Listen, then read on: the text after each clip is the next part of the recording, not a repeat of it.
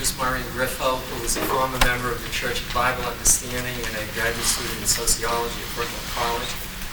I've asked Maureen to talk on individual variation in a high-control group, because one of the things that we tend to overlook in this field is our focus on trying to understand what is it about certain environments that cause them to harm some people sometimes, is we lose sight of the interaction between environments and individuals.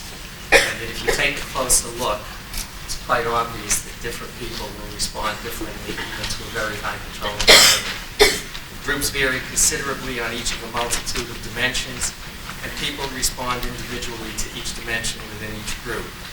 Therefore, families and professionals seeking to influence constructively a member of the group and former members seeking to understand what happened to them must perform in-depth, individualized assessments. They cannot paste generalizations on a multicolored, multi-textured reality. Generalizations are meant for our weak minds because we can't handle complexity. But when we are dealing with an individual human being, we have an extra responsibility to respect that complexity. And Maureen will tell you a little bit about one group, a small number of people, to try to illustrate the variety that one sees even in a high control environment.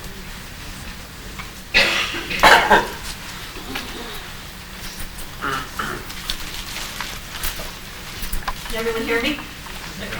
I wanted to start out my presentation with something that I read in a book. The book's title is The Subtle Power of Spiritual Abuse.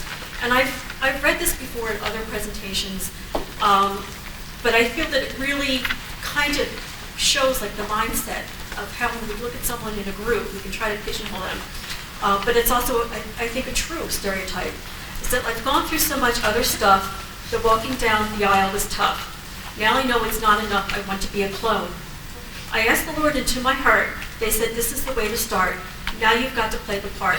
I want to be a clone. Be a clone and kiss conviction goodnight. Cloniness is next to godliness, right? I am grateful that they showed the way, because I could never know the way to serve them on my own. I want to be a clone. They told me that I'd fall away unless I followed what they say. Who needs the Bible anyway? I want to be a clone. The language, it was new to me, but Christianese got through to me. Now I can speak it fluently. I want to be a clone. And so now I see the whole design, by churches and assembly line. By parts are there, I'm feeling fine. I want to be a clone. I've learned enough to stay afloat, but not enough to rock the boat. I'm glad they shoved it down my throat. I want to be a clone. And the reason I started out with that is it's very easy to generalize. And I feel like that describes me when I was in the group that I was in. But it goes deeper than that, like Michael said, that these are individuals. You know, that, and if you really want to reach someone who's been in a group, you want to look at who they are as an individual. Of course, my particular justice, like I said, is I'm an ex-member myself. And I also have, really spent a lot of time trying to help other people who have been in cults as well. There's a book that was written in 1988 by the name of The Discipling Dilemma, written by someone by the name of Flavio Blakey, and I don't even know if I'm saying his name right. It included a major study in which he administered the Myers-Briggs type indicator on 3 separate occasions to 900 members of the International Churches of Christ, as well as to a smaller number of members of 6 other cults. For his control group, he administered this test on 3 separate occasions to members of the mainline Churches of Christ and to members of several other mainline churches. At that point, the ICSA was still looking to be legitimized within society. As time went on, I don't think they would have agreed to participate in something like this. Now, the first time that the test was administered, everyone showed like a normal variety of personality types, because they were talking about how they were 5 years previous to that, either 5 years previous to joining or 5 years before, if they were, not members, they had been part of a church all their lives. The second time it was administered was really very, very interesting, because what happened, 97% of the people who, in the ICOC, who said that they were extroverts before remained extroverts. But the thing that was really very surprising is that 95% of those who rated themselves as introverts changed to extroverts. And what I think that shows is that,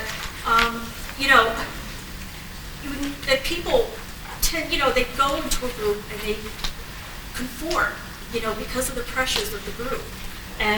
But that's not like the real them. And there was 5 questions I gave out in a survey developed by AFF.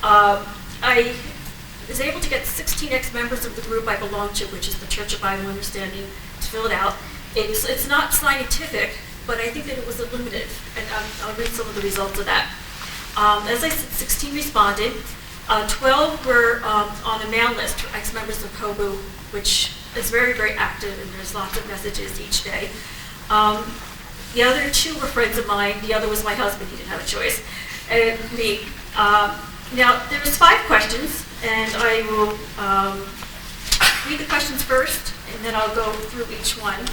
The first question was, what were your circumstances and state of mind in the time immediately preceding, month or less, your decision to follow, even if tentatively, the group you later left? What were the circumstances of your joining? For example, this is question 2. Were you recruited? Did reading a book lead you to the group? Did a friend invite you to attend a group event? 3. What was the nature of your inner and exterior life in the group? 4. What circumstances and factors, inner and outer, led to your departing from the group? And 5. What was your post-group life like, interior and exterior? Now, in question 1, what I found was interesting is that out of the 16 respondents, 9 directly mentioned that they were spiritually seeking.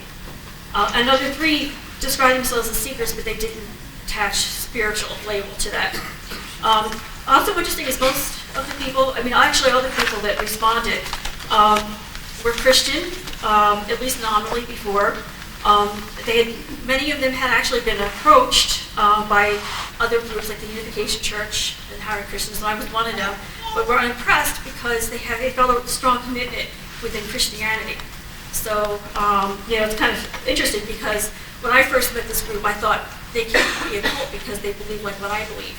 And of course we know that it goes deeper than beliefs in its practices as well. Except for one respondent who was 30 when he was recruited. Everyone was 21 or less, which was the target age of the group. People I'd say who've been out, pretty much the ones who responded were out at least 15 years. So these are people they were long-term members when they were in, and they were out a long time before responding to this questionnaire. Now, question 2, what were the circumstances of your joining? 12 were recruited as a result of the group's direct street witnessing. This group was, they recruited by going out on the streets. 2 were recruited because of encountering a member in another situation. 1 worked with one. Another heard someone talking about God in a bowling alley counter who was working there. And then 2 were recruited by friends. The one thing that I found very interesting is that just about everyone mentioned had a very real and positive conversion experience that still has a positive effect on them today. And it really caused me to really think, because I couldn't find anyone who talked about, but there was one person who felt that their experience in the group was positive and they didn't respond to the questionnaire. I tried to find people who could talk positively because I thought I wanted to give a good round overview. So I wanted, if there were people who really felt that their experience was positive and they felt many years later that it still was, but I couldn't find anyone like that. But the interesting thing is that they did not look at the moment, if they call conversion, committing their life to Christ. They felt that was something positive that happened in their lives and that they brought with them afterwards. It was just, in Kogu, it was the worst nightmare of our lives. We have a joke among our ex-members. We say, yes, you hear about coming to God by grace, but then they throw the law book after you afterwards. And let me just read a few quotes here. I had already decided I wanted more of Jesus in my life. They answered my questions, and I felt a strong conviction come over me. I prayed the sinner's prayer and felt God take my guilt away and fill me with joy. This is kind of fill you with the sinner's prayer. It's just, it's something you probably would hear like in a Billy Graham crusade. It's just very simple, asking Jesus into your heart and asking for forgiveness of sins. It wasn't like a big fancy, initiation or something. Next one is, he led me in the sinner's prayer, at which time I experienced a very overwhelming and emotional sense of my sinfulness and the forgiveness of my sins. I immediately knew something had happened, and even now, 29 years later, I can still only attribute this to a genuine experience of God forgiving me and the gift of His Holy Spirit. And then one more, it says, it was Rick's sincerity and genuine happiness that won me over. After a little back and forth, I basically talked myself into saying the sinner's prayer. He just read it with me and we prayed on the side of the road. I had a genuine conversion experience that night on the side of the road with a young person who was a new believer himself. And, it was really, it really made me think, because, it was very easy to just lump everything together. And the responses that I got to this questionnaire, I couldn't lump together what they felt was a very positive initial experience with what was, again, the worst nightmare of their lives. And I actually, just out of my own curiosity, tried to do a little bit of literature search on religious conversion. And the Journal of Clinical Psychology put out a whole issue in May, and it was, they called it Quantum Changes. And it was very interesting because they said that they had taken out a newspaper article asking people if they had had any sort of really major sudden change to respond. They were amazed at the number of people who did respond. They ended up interviewing 55 people. And the other respondents said that they could pick a specific point where they know something really happened that changed. And some of them it was religious, some of them it was insightful. And I really, again, it really made me kind of look at this whole thing differently. The third question, what was the nature of your life, inner and exterior, while in the group? Half, 8 mentioned having an initial positive experience. That might not sound like a lot, but if anyone knows about the Church of Bible Understanding, it's a very grueling and very, very cool group. And actually, I was surprised that 8 could still remember back to having an initial positive experience because the group was such a nightmare. So instead of saying, wow, only 8, I'm kind of like, wow, there were 8. And a few quotes of what people said. My inner life changed dramatically. I began to earnestly talk to God. I was intimate and close to Jesus on a daily basis. Life in the fellowship house was more difficult, particularly when it came to bathing and privacy. And then another one. For the next few years, I lived in various slum-like houses throughout New England and eventually living in New York City lofts and tenement buildings with no heat and hot water. Every fellowship house was messy, dirty, and roach-infested, with ratty old furniture and no decent meals. When not working a part-time job, our free time was spent witnessing in the malls or on the streets. Inner life was constant homesickness and not being allowed to visit my parents and feeling guilty when once I had crawled out a window in order to do so. And then I'm just going to read one more, and this one I really liked because I felt that it really succinctly, as much as you could be succinct in a paragraph, described, I think, how a lot of us really felt about our life there. Initially, I was on a spiritual high and felt happy and enthusiastic about being saved. Very quickly, group members exerted pressure to move in, so I did. For the first year or so, it wasn't too bad. There were a lot of enthusiastic young people living together, trying to do the right thing. Eventually, pressures were put on us to recruit more people to meetings and to turn in our paychecks. The desire to live for Christ was replaced by pressure to perform. I felt that I always had to be on. We were taught that experiencing our feelings was negative and that we had to go by faith. Dating was not allowed, so I felt lonely at times. I also missed my family. My life was confined to the parameters of group activities. I had a job, but my performance suffered due to lack of sleep, bad nutrition, and embarrassment because of lack of decent clothing. I gained weight quickly because of bad eating habits. As years went on, life became more miserable in the group. Long-term members were constantly humiliated in the presence of new members, and there was constant pressures to perform and many bad meetings to attend. We moved around from state to state sometimes. Also, we were not allowed to have private thoughts. We were always compelled to confess our inner thoughts. Eventually, I couldn't take it, so my roommate and I moved to an apartment across the street from the fellowship where we eventually became uninvolved. It's something because the first thing that I read, were very, very positive accounts, the answer to the first question. But as you can see, life in the group was not very positive. The fourth question, what circumstances and factors, inner and outer, led to your departing from the group? Now, there was a number of factors, so this doesn't add up to 16, it adds up to way more. 10 mentioned disillusionment with a leader. 6, physical living conditions. 5 is not measuring up to group standards. 4 felt that they believe and still serve God. 3 felt more distant from God. And then some other individual responses were not being able to get married, couldn't take it anymore, physically burnt out. and thrown out, which is me, because I was thrown out of the group. And then I'd just like to read one quote that I really liked in response to this question. Okay, it says, I did move to the Manhattan Training Center in September 1976, almost 1 year after meeting the group. The conditions were horrible, yet the verbal and emotional abuse were worse. I left because of a combination of these factors, yet mainly I saw that I lost my identity and that the leadership were arrogant, self-righteous jerks who were telling me how to live and control every aspect of my life. I saw nothing biblical about the way they behaved and was extremely disillusioned.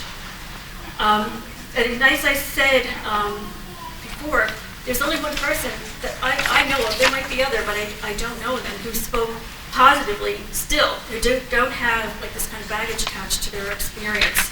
The other thing, and Michael mentioned this, is how it's really important to remember that these are individuals. And each of us had our ways of holding on to our individuality. And to someone on the outside, it might not seem monumental, but within the context of the group, it was a big deal. For instance, one woman in the group was very good at the business that was run by the leader. And she would make phone calls and she'd be very successful. And apparently he was starting to listen on her phone calls. And she said to his wife, you tell him to stop listening to my phone calls, I can't concentrate. Now, I told my daughter about this, who's 15, and she's like, what's the big deal about that? If you were in COVID, that was a big deal. I mean, that was like radical that she would actually say something like that. There was other things. Some would sneak off to go to movies. For me, there was one point we were living in a 2,500 square foot lot with 175 people. And needless to say, people didn't feel free to wear pajamas to bed, but I was determined to find a way to wear pajamas. And I had developed this whole routine just so I could wear pajamas to go to sleep at night. Again, that might not seem like a big deal to the outside, but it was something that really, it took effort on my part, and it was something I really wanted to hold on to. Others would take care of their appearance in ways that the group maybe didn't really encourage or sanction, but it was a way of them holding on to themselves. The question 5, the last question, what was your post-group life like, interior and exterior? 8 said that they quote-unquote backslid, which is the term that the group used for leaving God. And then another 8 said they stayed Christians. There was a saying that the leader would say, it said, better to blow your brains out instead of being a hypocrite and playing church. And so when people left, they were like, I can't be a hypocrite and go to a regular church.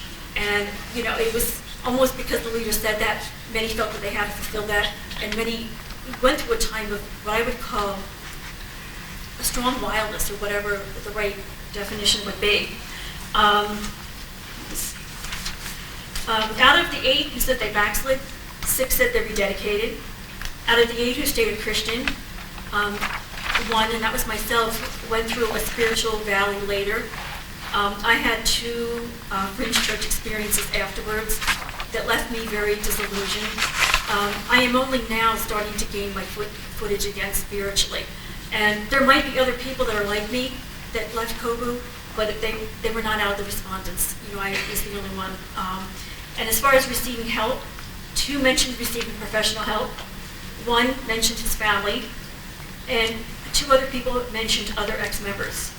And again, and then as far as the outlook for their present life and future, I was really, really impressed that everyone spoke positively, and I thought that was really great, given what we had been through. And I just would like to close with just a few quotes from people who responded to the questionnaire. The first one I'm reading is from a guy who has been wheelchair bound most of his life, and there was always something very kind and genuine about him, even when we were in the group. And this just really touched me that he said this. I began to grow spiritually in my new church. I began to learn about doctrines of grace and God's sovereignty. The works-based theology of Stewart, and that's the leader of the group, began to be replaced by grace-filled biblical teaching. I met my future wife, Karen, at my job, and we've been married almost 15 years. I was ordained as an elder a few years ago. The Lord used my experience under the manipulative techniques of Stewart to help protect our church when we hired a pastor who turned out to be manipulative. Sorry, I lost my train of thought here. To help protect our church when we hired a pastor who turned out to be a manipulator also. We removed him. My belief in the Lord has grown. My faithfulness needs to match that belief. My faith in God is firm. I wish I were a better example. And to me, this was still like a little bit of an echo of the Kobo mindset, But he's a really neat guy, and he's really come a long ways. And then another one, the first summer upon returning home, I threw myself into playing ice hockey, working at an ice rink where I met my first husband, who was not saved. Group's definition, for deeper commitment to Christ. Spent the next 10 years married, no children, and falling back into a partying lifestyle. I felt like I could never attend a church since I was considered a backslider by co-group. Rededicating and attending another church took another 10 years or so. It was throwing the baby out with the bathwater, to not even try to find a church for all those years. Ironically, it was meeting up with other ex-co-group members online, some 20 years after leaving, that God used to bring me back to him. And then I'm just going to read one more, and this was by someone who she couldn't be here at this conference, but she often comes to them, and someone who, like myself, has really had a heart because of what happened to us to really want to help other people. And this is what she had to say. I was confused. I couldn't stop talking and thinking about Kobu. I suddenly had all this spare time and didn't know what to do with myself. My former member friends helped me with friendship and someone to talk to. I was paranoid of the quote-unquote sea urge, which is called. It took me 3 months to actually realize that Kobu was that bad. Once I started recognizing it was a cult and started to read more information and talk to others, things became clearer. It took about 5 years for me to realize the full extent of the damage Kobu had inflicted and how truly awful my life there was. To truly answer these questions to the extent that they deserve would take up volumes. Suffice to say that those difficult first years is why I spend so much time now helping former members and helping others to get out of cults, especially the Bible-based ones, as they can be so insidious. Kobu was an extreme, and it took me a while to realize just how bad my experience was. But that was a key to my personal growth and development. My life verse says, for freedom Christ has set me free. Stand fast, therefore, and do not submit again to a yoke of slavery. I was truly set free when I got at Kobu, and will do all I can to help others to avoid the years I wasted. So, just in summary, I hope that I was able to give a good overview that, these are individuals. They came, not everyone joined the same way. Not everyone experienced their experiences there the same way. No one quite left quite like the others. And even the post-group life, I think, was very diverse. So anyway, thank you. I hope that this was helpful. Michael, did you think they wanted to ask questions? Yeah. Okay, yeah, if you have any questions, let me know. I mean, you can ask them right now. I have a question for you. Mm-hmm. If you were going to set up a help group for ex-culters, or helping a family with an ex-cult member, what would be the first thing you do? Did everyone hear that? No. Okay, she said that if I were to help an ex-cult member or help a family to get a member out, right? Who wasn't. Get a member of an ex-member just right now wants to get out. Okay, so they're not actually an ex-member yet. They're still in, but they want to be an Still ex-member. in, but they're looking to get out, and they're seeking. Well, one thing, I used to really frustrate me when people would try to pigeonhole me. Like, I still to this day, I hate the term ex-cultist. It just, I don't know, it makes something, And I think it's very important to remember that the person that you're talking about is an individual. It might be hard to see that depending on how the group is. I would say really listening to them, really trying to understand what their individual experiences were and not try to tell them this was bad, this was good.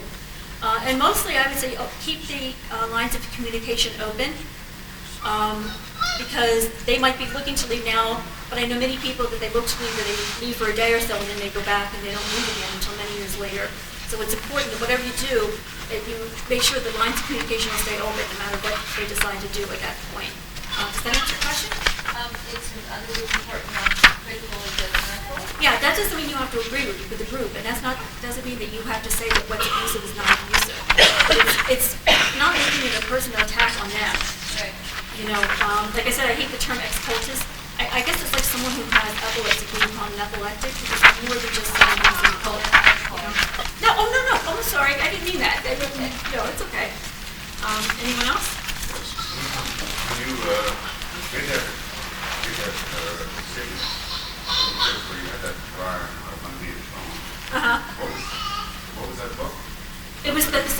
of Spiritual Abuse. Sure. The Subtle Power of Spiritual Abuse, and here I have the author. Hold on a second.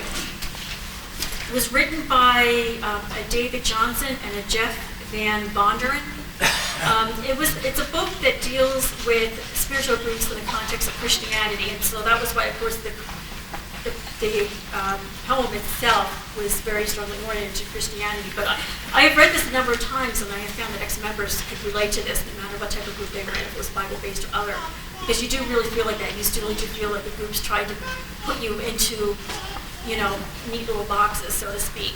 And I think that one of the mistakes that people can make in trying to help someone get out of a group is to buy what they see in front of them and not remember the person that they knew before.